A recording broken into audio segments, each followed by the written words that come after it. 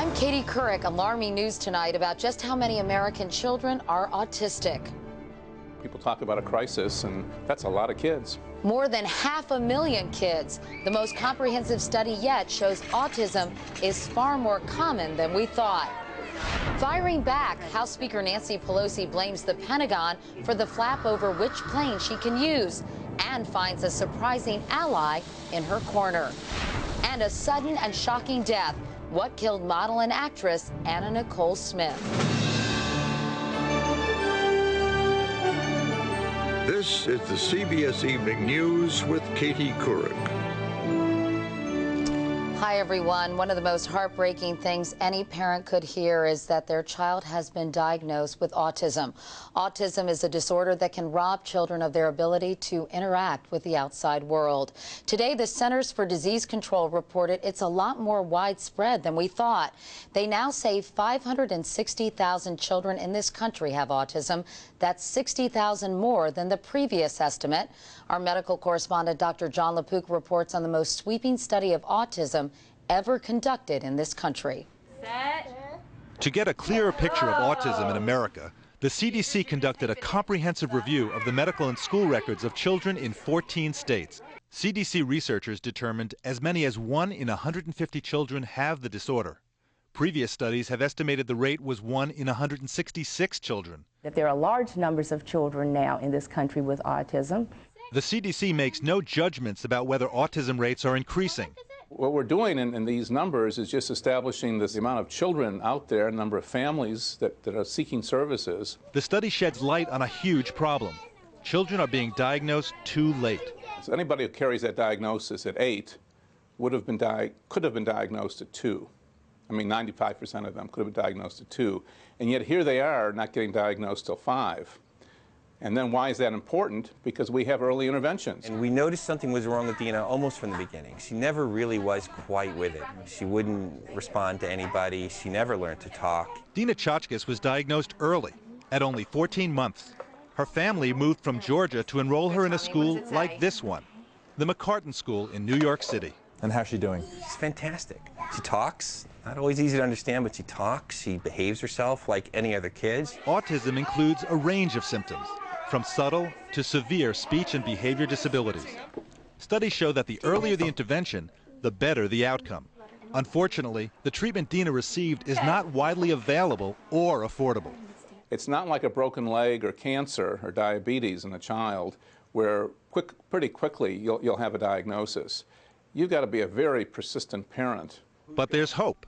This year, federal funding has been increased 50% for research, screening, and treatment for autism, raising hopes that there can be more success stories like Dina's. How has it paid off for you? It has paid off immeasurably. I mean, I have a daughter back that I thought was lost. Katie, those teachers are amazing, but this is a very small school and there's a long waiting list. And John, we still don't know the cause of autism, but what does this study tell you about our country's capacity to help and educate these children? Well, even before this latest study, doctors and parents have known for years that we really do not have the ability to provide enough services for kids with autism. Now it turns out there are even more kids with autism than we thought. We've got to think long and hard about how to help these kids. And hopefully we will. John LaPook, John, thanks so much. If you'd like to learn more about the symptoms of autism and possible treatments, you can visit our partner in medical coverage, WebMD.com, and search autism. Turning now to Iraq, the crackdown in Baghdad picked up momentum with the capture of a key associate of a radical cleric. As Chief Foreign Correspondent Lara Logan reports, the U.S. military wants to show it's no longer business as usual there. When the U.S. raided the Ministry of Health in Baghdad today and took the #2 man away in handcuffs, they sent a message. Top government officials are no longer protected. The arrest was quickly followed by a military statement accusing the high-level suspect of funneling millions of dollars in government money to Shiite militiamen blamed for death squad killings and kidnappings. It was no surprise that when we spoke to the outraged Iraqi health minister by phone tonight, he protested the innocence of his deputy, Hakim Zamali. I will not accept that he will work with me, and at the same time he kidnapping or killing other people. Do you think there is any possibility that your ministry is connected to death squads in any way? Of course not. That's not what U.S. intelligence believed as far back as last October, when CBS reported exclusively that the Ministry of Health had been hijacked by the feared militia of powerful cleric Muqtada al-Sadr. The U.S. military has documented how Sadr's Mahdi army has turned morgues and hospitals into places where death squads operate freely. But today, the U.S. military finally acted decisively to rein in those believed to be responsible. They didn't ask Iraqi Prime Minister Nouri al-Maliki for permission before arresting a member of his government whose party helped put the Prime Minister in power. Maliki's in a very awkward spot, and he's looking at his American allies and wondering how far are they going to go, and are they going to tell me where they're going to go before they go there. This arrest is seen here as a test of wills that will reveal how far the Iraqi Prime Minister is prepared to go in alienating his allies and supporting the latest U.S. effort to secure Baghdad that's currently underway on the streets of the capital. Lara Logan, CBS News, Baghdad. Meanwhile, there appears to be a breakthrough in the violent Palestinian power struggle in Gaza and the West Bank. The two rival factions agreed today to stop shooting at each other and form a unity government. But the deal reached at a meeting in Saudi Arabia might not go far because the militant group Hamas did not agree to explicitly recognize Israel. Dozens of Palestinians have died in months of fighting. In Beijing, the mood was upbeat as talks resumed on North Korea's nuclear weapons program. Secretary of State Condoleezza Rice said she's, quote, cautiously optimistic a deal can eventually be reached. North Korea said it's willing to consider steps to end its production of plutonium. Meanwhile, back in Washington, it's not often that the White House sides with Nancy Pelosi, but it happened today as the House Speaker fired back at the Pentagon over which plane she'll take on visits home to San Francisco. Cheryl Atkinson reports it was the talk of Capitol Hill today. During floor debate today, Republicans could barely contain their glee to a major airliner over the idea of Speaker Pelosi flying around on the military version of a jet big enough to carry every Democrat in the House. Speaker Pelosi asked for carte blanche access to one of the most extravagant and luxurious airliners in the military arsenal. Pelosi insists she never asked for the Air Force 757 that's been reported, but her good friend Congressman Jack Murtha, who oversees the military budget, did fess up to calling the Defense Department about a plane on Pelosi's behalf.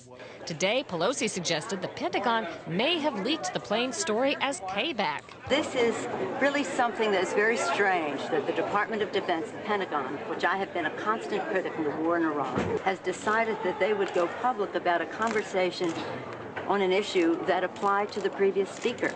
The fuss is over whether Pelosi should fly on the same small jet used by her predecessor, Dennis Hastert.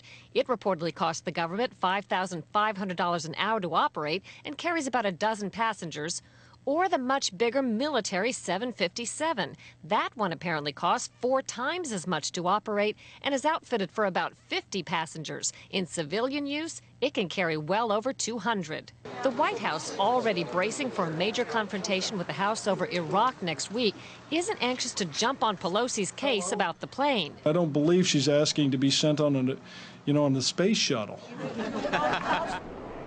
Pelosi today suggested sexism may play a role in all of this, that as the first woman speaker, she wants no less opportunity than the men have had. The Pentagon says that's exactly what she'll get, the same small jet, Katie. Cheryl Atkinson reporting from Capitol Hill tonight. Now to the shocking and mysterious death of Anna Nicole Smith. She was known for making quite an appearance, whether it was on the red carpet or at the Supreme Court. And stories all about her sold a lot of tabloid magazines. Today she died after collapsing at a Florida hotel. She was only 39 years old. Kelly Cobiella reports from Miami. Hi. The roller coaster life of Anna Nicole Smith crashed to an end at the Hard Rock Hotel in Hollywood, Florida.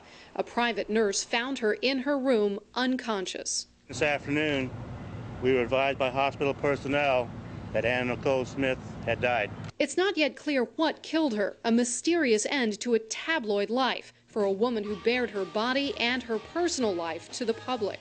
Respect for court, please.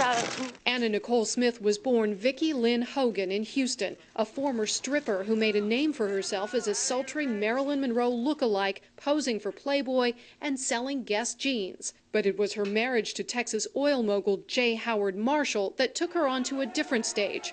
She was 26 at the time. He was 89. After his death, she fought for an inheritance worth billions, all the way to the Supreme Court. I wanted to be somebody. And what did you mean by somebody? I wanted to make a name for myself. What kind of name? Anna Nicole Smith. But in the past year, her life seemed to be unraveling. Her 20-year-old son, Daniel, died from a mixture of drugs just 3 days after she gave birth to a baby girl last year in the Bahamas. Police say they are not treating Smith's death as a crime, but they are interviewing people who were with her at the hotel, and an autopsy is planned for tomorrow. Kelly Kobiella, CBS News, Miami. There's lots more CBS News ahead. Coming up next, the American spirit, one woman's revolutionary idea for caring for the elderly. Could it ease the burden on your family? And later, you think you're tired of winter? Try 7 feet of snow in upstate New York. And would you believe more is on the way?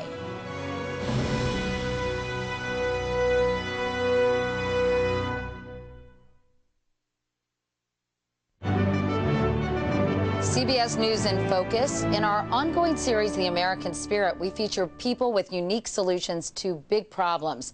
Tonight, caring for our seniors. By the year 2020, more than 50 million Americans will be over 65 years old. Millions of them will end up in nursing homes. The idea of going to a nursing home is terrifying for many people, and getting care in one can be enormously expensive for families and the government. Now, one Florida woman has come up with a better idea. As Wyatt Andrews reports, she's another example of the American spirit.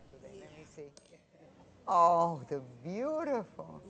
It's not every day you meet someone like Conchi Bretos, who has an idea this big. How are you? Conchi, who spent years in state government, is on a mission to rescue low-income senior citizens who might otherwise end up in nursing homes at state expense. If not for Conchi, Rafaela Diaz would have been sent to a nursing home. Instead, Rafaela, at 102, still has her own apartment in this public housing complex for seniors in downtown Tampa. Now, this is my living room. So does 90-year-old Wilma High. Oh, dear. Who would want to go to a nursing home if you're as able as I am? They don't need a doctor. They don't need a nurse. They just need to be supervised. Conchi's big idea began with a question. How come so many senior citizens cared for at taxpayer expense were being put into nursing homes when they didn't need nursing home care? It turns out, under Medicaid, the only kind of state-funded care seniors are entitled to is in a nursing home, which costs Medicaid $47 billion a year, a cost Conchi calls wasteful. There is a place for nursing homes, but it has become the dump yard for every low-income senior and disabled adult in this country. So her idea, let low-income seniors who often live in public housing stay in their apartments. She gets exemptions from Medicaid to bring assisted living services to them. 3 meals a day, housekeeping, transport to the doctor, help with medications. For Wilma High, service at home is perfect. There's a lot of seniors like you, aren't there? That's right, that's right. You don't need a nursing home, but you need extra care. And taxpayers get extra savings. A nursing home in Florida costs $48,000 per person every year. Conchi's assisted living costs $18,000, including housing, a yearly savings of $30,000 for every senior. Back in Washington, the former chief of Medicaid, Mark McClellan, says pioneers like Conchi are forcing change. It's a good example of how people working around the country at the grassroots level can change the way a whole big bureaucratic program works. How would you describe the overall need for this? It's a crisis. It's no longer a need. That's why the federal government is paying attention to her big idea. It's becoming the model for long-term care. Don't move seniors to care they don't need. Figure out what they need and bring it to them. When we come back. Wyatt Andrews, CBS News, Tampa. What a great lady. We'll be telling you more stories about the American spirit on the CBS Evening News. Next week, you'll meet a woman who found success on Wall Street and is now helping thousands of other women succeed. What can you learn from her? We'd also like to hear from you. Do you know anyone who exemplifies the American spirit and whose story ought to be told? If so, go to our website at cbsnews.com, please, and let us know. Coming up next, one place in America where winter just won't quit. But first, CBS News honors American heroes. Gary Kohler, voted best looking by his high school class. He loved climbing. A goalpost or flagpole would do. He was fearless. Wounded in Iraq, he refused to go home. Kohler was killed by a roadside bomb. He and his wife Hillary, married in a small service, had been planning a big wedding celebration when he got home. The songs they chose for the wedding were instead played at his funeral.